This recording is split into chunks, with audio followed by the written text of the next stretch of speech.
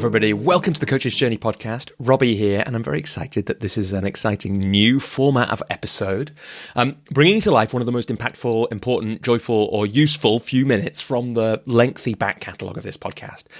In this episode, we're going to hear Mike Toller talking about one of the big questions that we often ask and get asked as we train and as we work as a coach, which is, what is the difference between coaching and psychotherapy? And Mike is the perfect person to ask that question. He works as a professional coach and a psychodynamic psychotherapist. He supports individuals privately and in organizations and trains people to bring coaching skills and mindsets into their personal and professional lives. And he now thinks of himself as a therapeutic coach, combining a forward-looking focus with an understanding of how past experiences and irrational feelings can hold us back. And his take on how those two areas of work, coaching and psychotherapy, are similar and how they are different is one of those moments from the coach's journey which has changed how I think about and talk about, that big question that as a coach we often get asked: what is the difference between coaching and therapy? If you want to hear the full back story of Mike's career, his coaching, his therapy, and everything that he's brought to that, and how he and I know each other, then you can go back and listen to episode 32. But I hope you really enjoyed this short Coach's Journey episode. Before we get going, please do subscribe or follow wherever you're listening, and then you won't miss forthcoming episodes, both long and short. It'll help if you subscribe or you follow us. It'll help us keep this content free for people like you for the medium and long term. And if you'd be interested in other ways to support the Coach's Journey or join the Coach's Journey community, where you can be coached by me and learn from many other amazing coaches, listen all the way to the end of the show or visit thecoachesjourney.com. But now enjoy this excerpt from episode 32 and the conversation with Mike Toller on coaching and on psychotherapy. For me, the deepest bit, and maybe this goes right back to why I ultimately decided to do this work and sort of why it matters to me, is that ultimately all of this, whether it's coaching or psychotherapy, it's an act of care, something that came out of going over just that first fundamental tool in coaching, which is listening. Like we talked about, in a way, everything we do as coaches is about listening. If you ask a great question, it's great because you've listened to the client. If you ask them the right question, you've listened to them. And that really listening and then really coaching and psychotherapy is an act of care for someone. You're saying, I'm doing something here because I really believe that the thing you want to do matters to you. I really believe that the problem you have is difficult for you. And I really believe that you've come here to work on it and to move forward. If you don't believe that as a coach, if you kind of don't believe yourself that what a client is doing is important and matters to them, then you're not going to coach them. Full stop, right? Mm-hmm. So, and then we see it in all those kind of constituent parts of coaching. If we're really listening, it's because we care about what someone's saying, and we care about why we're doing that. We care, and ultimately we care about them. So that's, it's listening is an act of care, and so is coaching, and so is sort of any way of sincerely working with someone in a relational way, mentoring, teaching as well. And that, for me, is that maybe is the bit that I was missing. And that's not to say that, giving people a great night, a fun kind of, club event or music event isn't an act of care. They're really enjoying themselves. But, it wasn't enough for me, I think. There was more that I wanted for the people I was working with. And ultimately, through that, there was more I wanted for myself as well. Because, I'm involved in this work too. And it's how I feel about it matters as well. Yeah, absolutely. And maybe to shift gears slightly, but also, not quite to build on that. It's like, talked about how coaching and psychotherapy both have that act of care at the heart of them.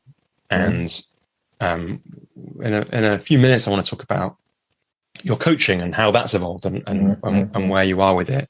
Maybe before we even get to that, we could just speak a little bit to those two modalities that you work in. On one side, you are a coach who works with people to understand what's important to them and then find a way to get there in all the ways that you just said. On the other side, you work as a practicing psychotherapist, psychodynamic psychotherapist. And you have last time I asked you, pretty full practice doing that. There's been a lot of those conversations. They're different things.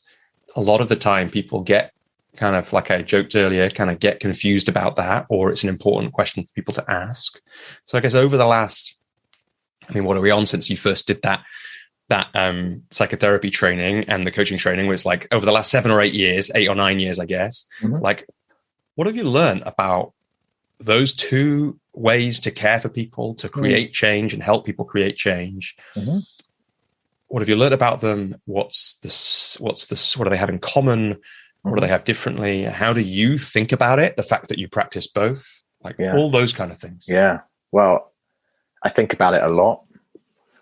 The fact that I work both ways means I should and do think a lot about how they differ, particularly how they differ as process. I mean, there's a lot in common. I work one-on-one in both processes mainly. I do some group coaching, but mainly it's sort of one-on-one work. Those kind of fundamental elements. It's about listening. It's about the act of care. You're there to do something important for someone, and you really have to mean that. Those are kind of part of what's kind of, I guess, shared between those ways of working. At the same time, they're very different, and I think a lot about that because I think it's really important. We thought about this when we were doing the ethics section on the training we just did. But I think that in order to do something well, you kind of have to know what it is you're doing. This is before we come to, the kinds of things we might work with in psychotherapy versus coaching. It's just about, it's a bit like, using a tool or a machine. In order to use any machine or tool well, you kind of need to know what that tool is for, what it's going to do and how it works and how to use it well. So this is not about, is one thing kind of better or more impactful or more, sort of useful way of helping someone. It's just that there are different ways that we can help people in different situations, and we have to use the right tool at the right time, and then to use it well we have to know what it is, and that is about understanding what something is and what something isn't. And I think that's what I think about a lot, really. I mean, I think there's a whole other conversation we could have about what are the particular differences, and that would be me describing the different tools. And there's a way of thinking about psychodynamic psychotherapy that differs. There's a different process there, and the differences exist for very good reasons. And maybe it's enough to say for now that I like the fact that I do different things at different times and have an understanding of what that means. And then I get to do both as well. There's something about coaching, to go back to, going up a skyscraper. I wouldn't do that as a psychodynamic psychotherapist because it's not part of the work. It would get in the way of something that it's really important in that work to be in the same place every week when you speak to someone. But in coaching, we have the opportunity and the freedom to play with space, and it's something I really love about coaching. There's a very kind of playful element to it that you can really use in that work that would, you don't do in psychotherapy because it would get in the way of something else you're trying to do. And so, having an understanding of what that means I can do one well and the other well as well. So it doesn't feel like it's not like they're competing in some way. They're just different ways of working with people for different reasons. Yeah. And how has doing coaching informed or affected your psychotherapy practice, if at all, and vice versa? How has having this psychotherapy practice and doing that work and that learning affected the coaching that you do? Yeah, it's a good question. I mean, there are some some commonalities, which I've sort of talked about a bit already. You're there to help someone work through a question or a problem, something they're struggling with, something they want to change. That's sort of, I think that's at the heart of a piece of work in either way of working. Maybe the kinds of problems sort of differ, or the impact of issues or problems that people are having differ. But I think that, having done both, one can inform the other. I mean, there's something about the way you listen as a psychotherapist, particularly the way I work. And there's an idea of, you work with the idea of sort of unconscious parts of people, and you think about levels of listening as we do as coaches as well, but maybe in a slightly different way. And you do that a lot. So you learn a lot about listening and what that means. And I certainly think I bring that into my work as a coach. And to some extent, maybe that means that I'm happy to work with people in a coaching process on sort of questions and issues that other coaches might not. But it also tells me sort of, helps me understand where the boundaries are. And, I know a lot about when someone shouldn't be doing something in coaching that, they might think they can do in coaching. And sometimes I have those conversations with potential clients, and sometimes they then go off and get some therapy because that's the right thing to do. I guess the other way around, my therapist said this to me, and it was a really important thing to hear, was that therapy isn't just about understanding or seeing what's going on. It is also about making change. And, there isn't as much of a focus as there is in coaching on bringing that into the kind of structure of a psychotherapeutic engagement explicitly. But I think when the opportunity is there, I think it's really important to help a client make some changes, because otherwise, what's the point? If they're ready to make a change, you can help them do that. And I think having worked as a coach has kind of really helped me to see how you can do that with someone, when there's a change that there's kind of there that they're ready to kind of experiment with or play with, you can really support them in doing that. And, you can do that as a psychotherapist as well. And I think you should, if a client is ready for it, because it's about helping them as best as you can. And it would be a shame not to do that if the opportunity is there. Yeah, absolutely. And that attitude is, you can, and we have, and many coaches have, you have that issue in coaching. It's like, how do you help people as best you can? Sometimes it's by doing by the book coaching, and sometimes it's not. Yeah. Have there been clients on either side of your businesses that could have been on the other side as well, that you could have kind of done either work with, and and or if that's not that interesting a question, if the answer is no, then what about maybe that's the first place to start. Have there been people who could have gone either side, or how do you choose? Have you ever had to choose which way to kind of take somebody? Yeah, I mean, look, quite rarely, but every now and then I speak to someone, say, who gets in touch with me with a view to doing a piece of coaching work. And I feel that, the thing that they're talking about, wanting to kind of work on or change, feels more like something they need to do in therapy. So it might be something that, they're struggling with particularly, or it's kind of really impacting their life, is stopping them doing other things. If they're talking about anxiety or depression, those are kind of flags, I guess, that this might not be something that it's kind of right to sort of work with them on as a coach. Then you have a conversation with them about it.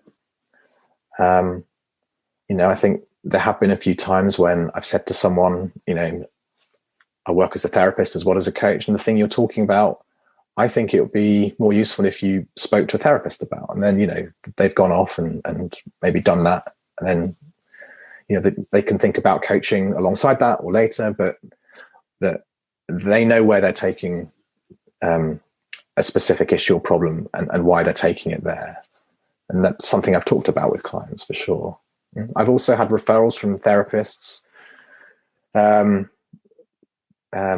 where they've worked with someone who's worked through something difficult, and then they're ready to do something else, and that they can do that in a coaching process because they're ready to. And, that's the right place for them at that point. Yeah, it's probably worth saying, isn't it? Like, you know, it was really interesting as part of preparing the kind of fundamental coaching module that we prepared to get. I got back into the detail of, say, the ICF's ethical standards, and it's not that I haven't thought about them, but I haven't like gone through them with the fresh eyes of somebody coming to them for the first time since I came to them for the first time. And so it was really nice to do that. And, you know, it's really important that right there in the middle of them, and I think in the middle of any healthy relationship, but also certainly any professional caring relationship, is, you know, if I'm not the right person to support this person best right now, which might be if coaching isn't the right thing and I'm only a coach, that I send them on. And I know that that's, you know, or I'm 99% sure that's in the psychotherapy codes of ethics that people work to too. And that's why they're linking people to you in that way. I wonder, Mike, if you can just say something like, because I'm just suddenly got aware that like sometimes people listen to this podcast who are new coaches, and it's just really useful to have you here. Like, if you had to say, like, what is the difference between coaching and psychotherapy? Like, where do you go with that? Yeah, it's a really good question. I don't think there's like one hard and fast answer. Like, you know, my answer to this is probably different now than it would have been 3 years ago or 5 years ago, because I've got more experience doing both things. And, you know, to some extent, I've changed what I do particularly as a coach. And maybe I work more with people on sort of broader or deeper issues, you know, maybe relating to more parts of their life or to their feelings in a more direct way. I think maybe a way I would think about it is the extent to which an issue they want help with is impacting them in sort of the way they live their life day to day. You know, if there's something that is sort of really taking over or stopping them doing other things, then I might be thinking quite carefully about, you know, whether that's something they want to take into therapy. You know, and that's probably a starting point. I mean, I think it's always something I'd think about with a client, but, you know, I guess using my sort of professional intuition or, you know, sense of where the kind of the boundaries are. I guess it's the extent to which they're impacted by the question they're wanting sort of help on. You know, if you think about it maybe in terms of if they didn't get some help with this, like what would happen, and would they not be able to kind of I guess live their life in a sort of healthy kind of functional way. You know, I think people can bring problems to coaching, but I think they're not necessarily kind of stopping them doing the important things in their life. Whereas maybe in psychotherapy, you often find that the problems are getting in the way of you know, whether it's relationships or, you know, work or you know, in various ways that they're impacted kind of quite severely. Yeah. And I think what I heard you say, which is a really useful distinction that I'd never really thought of before, is the important things in their life are being impacted on like a day-to-day basis. So it's like, if this change doesn't happen, like what happens to their day-to-day life? Whereas, you know, because we can get people talking about those same things in coaching, but mostly they're not coming to a relationship. A coach, they're not getting coaching on their relationship because their marriage is literally in the process of breaking down. Mostly, I guess, like I'm sure there are people who work in that way. Mostly people aren't getting coaching because they literally can't get out of bed and go to work because they're so anxious about it, you know?